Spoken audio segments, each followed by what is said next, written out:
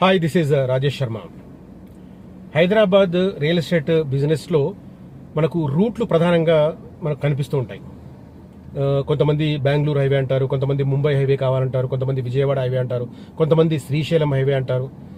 ఇంకా చెప్పాలంటే తెలంగాణ అసెంబ్లీ ఎన్నికలు జరిగిన తర్వాత మళ్ళీ రియల్ ఎస్టేట్ పుంజుకుంది అంటే అది ఫస్ట్ స్టార్ట్ అయింది శ్రీశైలం హైవేనే, ఫ్యూచర్ సిటీనే. కానీ మిగతా ఏరియాలో కూడా సెంటిమెంట్ పరంగా కొన్ని నడుస్తూ ఉంటాయి బిజినెస్లో. దానికి ప్రధానంగా చెప్పుకోగలిగిన రూట్ ఏంటంటే ముంబై రూట్. నేను ఒక 15 days బ్యాక్ అనుకుంటా ఒకటి ముంబై వైపు చూస్తున్నారా ఇది గమనించండి అని నేను వీడియో పెట్టాను. అది దేనికి సంబంధించింది అంటే జహీరాబాద్ దగ్గర 2013లో అప్పటి యూపీఏ ప్రభుత్వం ప్రపోజ్ చేసిన నిమ్స్కి సంబంధించి, నేషనల్ ఇన్వెస్ట్మెంట్ అండ్ మ్యానుఫ్యాక్చరింగ్ జోన్కి సంబంధించి. అది అబ్నార్మల్గా డిలే అయ్యింది. 2013లో ప్రపోజ్ చేస్తే ఇవాళ 2025లో కనీసం అన్న పరిస్థితి, కనీసం ఇది చేద్దాం అని ఒక డెవలప్మెంట్ వచ్చింది. అది రియల్ ఎస్టేట్ రంగానికి ఎంతో కొంత ఉపయోగపడుతుంది. ఆ రూట్నే నమ్ముకున్న వాళ్లకు ఖచ్చితంగా ఇది మంచి సమాచారం అవుతుంది అనే ఉద్దేశంతో ఈ వీడియో చేస్తున్నాను నేను. సో కంటెంట్ పూర్తిగా చూస్తే మీకు క్లారిటీ వస్తుంది. కంటెంట్ స్టార్ట్ చేసే ముందు యాజ్ యూజువల్ నేను రిక్వెస్ట్ చేస్తుంటాను, ఎవరైనా రియల్ ఎస్టేట్ రంగంలోకి రావాలనుకున్న వారు నన్ను కాంటాక్ట్ చేయవచ్చు. మీరు నిశ్చింతగా బిజినెస్ చేసుకునేటువంటి వెంచర్లను మాత్రమే ప్రపోజ్ చేస్తాను. మంచి డెవలప్మెంటల్ యాక్టివిటీ ఉండి, యాక్టివ్గా ఉండి, తర్వాత లేఅవుట్ అప్రూవల్స్ పర్ఫెక్ట్గా ఉండి, లింక్ డాక్యుమెంట్స్ పర్ఫెక్ట్గా ఉండి, ఎలాంటి లీగల్ కాంప్లికేషన్స్ లేనివి మాత్రమే ప్రపోజ్ చేస్తాను. తర్వాత లొకేషన్స్ పరంగా కూడా మీ దగ్గర కొన్న వాళ్ళు మరీ వాటిని తిరిగి అమ్ముకోవాలనుకున్నప్పుడు ఈజీగా సేల్ అయ్యే ప్రాంతాలను మాత్రమే సజెస్ట్ చేస్తాను. ఏదో మారుమూలగా ఉన్నవి సేల్ చేసుకోవాలనేటువంటివి నేను చెప్పను. అర్థమైన వారికి అర్థమవుతుంది, అర్థం కాని వారు నేనేం చేయలేను. చాలా మంది వస్తుంటారు, చూస్తుంటారు, వాళ్ళకి అర్థం కాదు, యాక్చువల్గా అర్థమైనట్టు నడుస్తూ ఉంటారు, వెళ్ళి ఎక్కడో పప్పులో కాలేస్తుంటారు. అలాంటి వారు ఉదంతాలు నాకు సూనర్ ఆర్ లేటర్ తెలుస్తాయి. తెలియదు అనుకుంటారు వాళ్ళు. ఇప్పుడు నన్ను కలిసిపోయిన వాళ్ళు ఎక్కడ కొన్నారు ఏంటనేది కొంతమంది చెప్తారు, కొంతమంది చెప్పరు. బట్ అయినా నేను ఏదో రకంగా కనుక్కుంటాను. వాళ్ళు నాకు అర్థమైంది, వాళ్ళని చూసి జాలేస్తుంది అంతే. ఓకే, వీళ్ళు ఎప్పుడు రియలైజ్ అవుతారంటే ఓవర్ ద పీరియడ్ రియలైజ్ అవుతారు. అప్పటికి ఏం చేయరు, చేతులు కాలిన తర్వాత ఆకులు పట్టుకోలేరు. సో పోయి రాంగ్ స్టెప్ వేస్తారనమాట.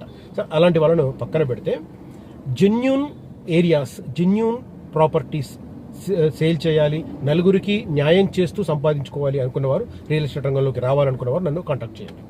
అదే రకంగా ఫ్యూచర్ సిటీకి సంబంధించి నేను ఇదివరకు ఒక వీడియో చేశాను. 4 ప్రధానమైన రోడ్లు ఫ్యూచర్ సిటీ దిశను మార్చబోతున్నాయి. అలాంటి 4 కీలకమైన రోడ్లకు అత్యంత చేరువలు, అంటే కనీసం 4 రోడ్లకు దగ్గరుండేవి కాదు, 3 రోడ్లకు దగ్గరుండే వెంచర్స్ నా దగ్గర ఉన్నాయి. నేను ఏవైతే 4 ప్రధానమైన రోడ్లు చెప్పానో అందులో 330 feet రోడ్ ఒకటి తీసేస్తే అమరావతి రోడ్డు, మాల్కు వెళ్లే రోడ్డు, తర్వాత ట్రంక్ రోడ్డు, ఈ 3 రోడ్లకు అత్యంత దగ్గరలో 2 వెంచర్లు ఉన్నాయి. నాకు కనిపిస్తున్న నెంబర్లో కాంటాక్ట్ చేయండి. డెఫినెట్గా మంచి ఇన్వెస్ట్మెంట్ అవుతుంది. కళ్ళు మూసుకొని నన్ను నమ్మొచ్చు, ఇన్వెస్ట్ చేయొచ్చు. రైట్, ఇక కంటెంట్లోకి వస్తే నేను ఫస్ట్ ఈ నిమ్స్కి సంబంధించిన నేపథ్యం చెప్తాను, దాంతోపాటు ఇవాళ డెవలప్మెంట్ ఏందో చెప్తాను.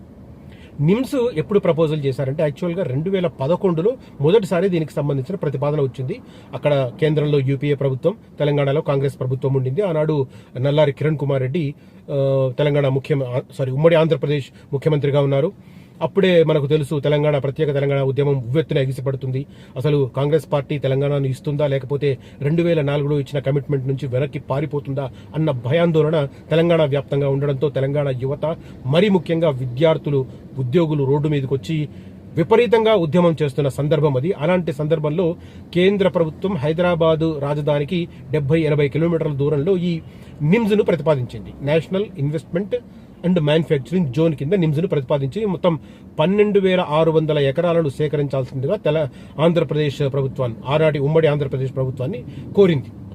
అయితే ఒకవైపు ఉద్యమం కొనసాగుతుంది కాబట్టి ఆ యాక్టివిటీ మొదలు కాలేదు. బట్ ఫైనల్గా 2013లో ఈ ఎలక్షన్స్ ముంచుకొస్తున్నాయి కాబట్టి ఉమ్మడి ఆంధ్రప్రదేశ్కి ఇది ఇద్దామని చెప్పి నిమ్స్ను అనౌన్స్ చేసింది అప్పటి యూపీఏ ప్రభుత్వం, మన్మోహన్ సింగ్ గారి నేతృత్వంలో.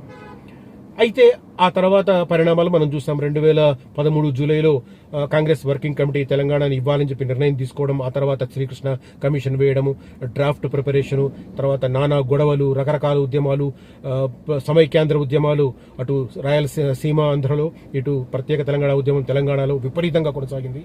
ఆ తర్వాత 2014లో తెలంగాణ రాష్ట్రం ఏర్పడ్డది. తెలంగాణ రాష్ట్రం ఏర్పడ్డ తర్వాత తెలంగాణ ప్రాంతానికి ఇది చాలా కీలకమైన ప్రాజెక్టు నిమ్స్ అనేది. ఎందుకంటే హైదరాబాద్ రాజధానికి 70-80 కిలోమీటర్ల దూరంలో ఉంటుంది. దాదాపు 2 లక్షల మందికి ఉద్యోగాల కల్పన జరగాలన్నది లక్ష్యం. యాక్చువల్గా 12,650 ఎకరాలను సేకరించడం ద్వారా రకరకాల మ్యానుఫ్యాక్చరింగ్ యూనిట్లను అక్కడ ఏర్పాటు చేసి, భారీ మ్యానుఫ్యాక్చరింగ్ యూనిట్లను ఏర్పాటు చేసి లక్షలాది మందికి ఉద్యోగాల కల్పన చేయాలనేది తాపత్రయం. 2 లక్షల మంది దాకా కల్పించాలని. కానీ రకరకాల కారణాలు కావచ్చు, భూసేకరణ అనేది అసలు జరగనే లేదు. ఈవెన్ ఆఫ్టర్ 12 years, ఇవాళ 2013లో ప్రపోజ్ చేసి శాంక్షన్ అయితే, 2011లో ప్రపోజ్ చేసి 2013లో శాంక్షన్ అయితే 2025 నాటికి సేకరించింది కేవలం 3,250 కిలోమీటర్లకు 250 ఎకరాలు మాత్రమే సేకరించారు. అంటే ఓవరాల్గా చూస్తే 1/4 అనుకోవాలి, 1/4నే సేకరించిన పరిస్థితి. సో 1/4 భూములు సేకరించినప్పుడు మరి మిగతా 75% భూములు సేకరించేదాకా దీన్ని పక్కన పెడతారా, ముందుకు తీసుకెళ్తారా అనేది మీమాంస. నేను 15 రోజుల కింద కూడా అదే వీడియో చేశాను. ఏంటి పరిస్థితి అనే యాంగిల్లో ఇప్పుడప్పుడే వచ్చే పరిస్థితులు లేవు, ఎందుకంటే అధికారుల్లో కూడా అలసత్వం కొనసాగుతుంది అనే ఉద్దేశంతో. సరే, ఆ తర్వాత పత్రికల్లో కూడా వచ్చింది, అంతకుముందు పత్రికల్లో వచ్చింది, నా వీడియో తర్వాత కూడా 1-2 పత్రికల్లో దానికి సంబంధించిన కథనాలు వచ్చాయి. అధికారుల్లో అలసత్వం, భూసేకరణ మీద అన్నట్టుగా, నష్టపరిహారం పంపిణీలో అలసత్వం, ఇవన్నీ వచ్చినాయి.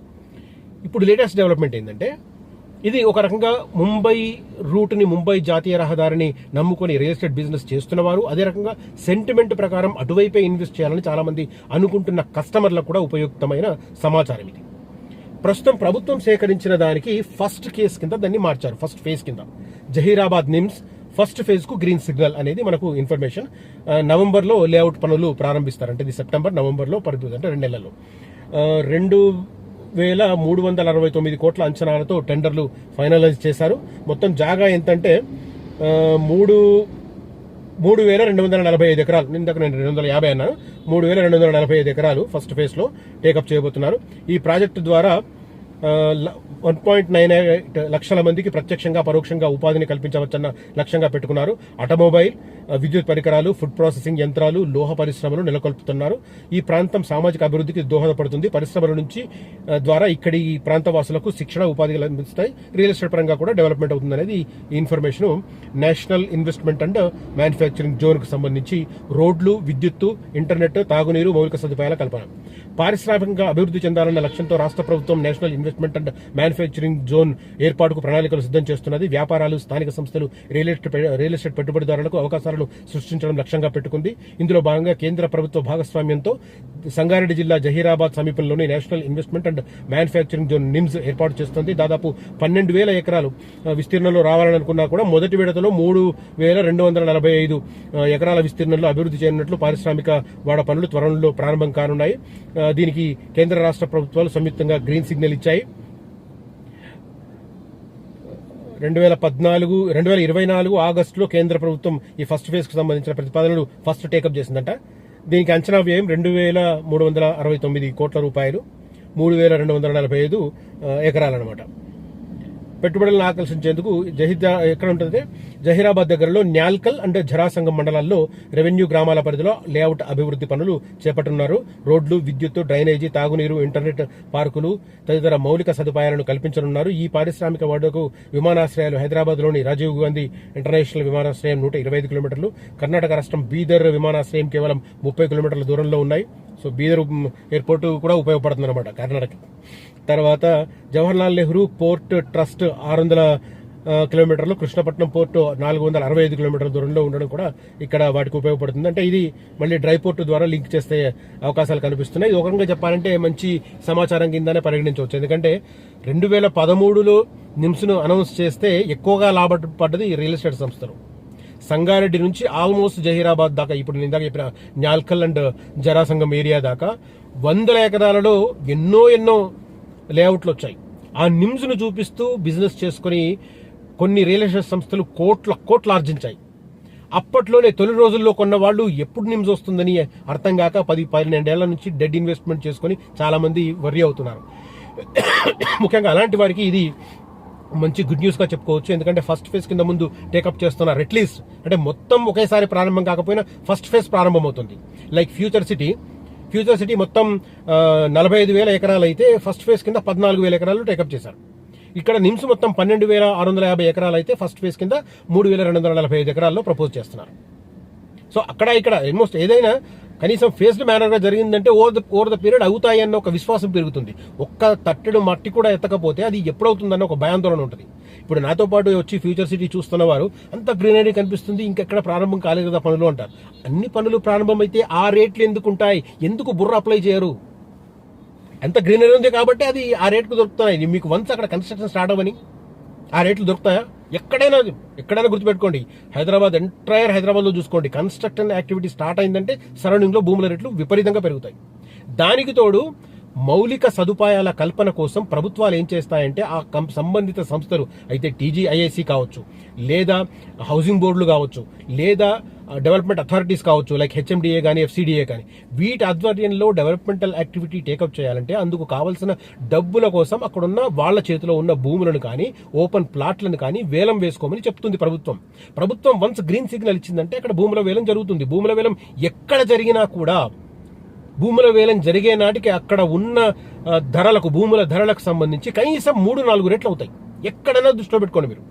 ఒక్కోసారి సర్ప్రైజింగ్లు నమోదవుతాయి. మొన్న కూకట్పల్లిలో నమోదైనట్టు గజం 2,98,000 పోయింది కూకట్పల్లి హౌసింగ్ బోర్డులో 4th ఫేజ్ దగ్గర.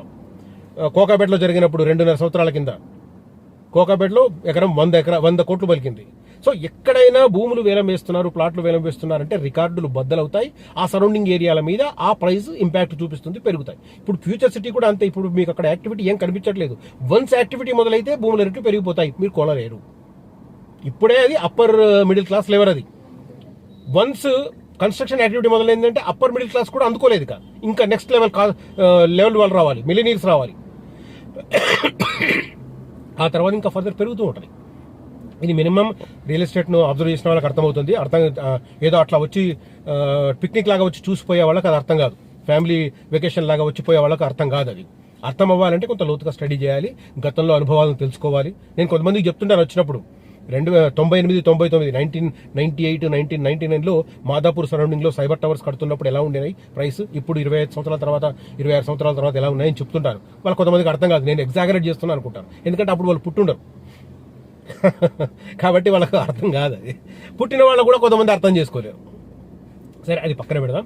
ఓవరాల్గా ఈ ముంబై హైవేస్ నమ్ముకున్న వాళ్ళకు మాత్రం ఇది ఖచ్చితంగా ఉపయోగం. 10-12 ఏళ్ల కింద నిమ్స్ను చూపించి కొంతమంది చాలా మంది సేల్ చేస్తే కొనుక్కున్న వాళ్ళు ఉన్నారు. వాళ్ళకి ఇది ఊరట ఇచ్చే అంశం. అఫ్ కోర్స్ రియల్ ఎస్టేట్ వాళ్ళు ఎట్లా అడ్వాంటేజ్ తీసుకుంటారు, అది నేను కాదనను. వాళ్ళు మనకంటే ఒక అడుగు ముందే ఉంటారు. ఎటు తిరిగి ముందు ఉండండి. నమ్మి కొన్ని చోట్ల నమ్మి మోసపోతుంటారు, కొన్ని చోట్ల నమ్మకుండా లాస్ అవుతుంటారు. ఆ రకమైన వ్యక్తులు ఉంటారు, ఈ రకమైన వ్యక్తులు ఉంటారు. కొంతమంది గుడ్డిగా నమ్మి మోసపోతుంటారు, కొంతమంది ఏమో అన్ని ప్రూఫ్స్ చెప్పినా కూడా నమ్మకుండా జారబెడుతున్నారు. ఇలాంటి వాళ్ళు అవకాశాలను జారబెట్టుకున్నట్టే, అలాంటి వారు అనవసరంగా నమ్మి మోసపోయినట్టే. సో 2 రకాల వ్యక్తులు ఉంటారు సమాజంలో. సో ఇది ఈ కంటెంట్ కనుక మీకు నచ్చితే, ఈ సమాచారం కనుక మీకు నచ్చితే ఈ వీడియోను లైక్ చేయండి, షేర్ చేయండి, నలుగురితో ఈ వీడియోను పంచుకోండి. Thank you for watching this video. Signing off Rajesh Sharma.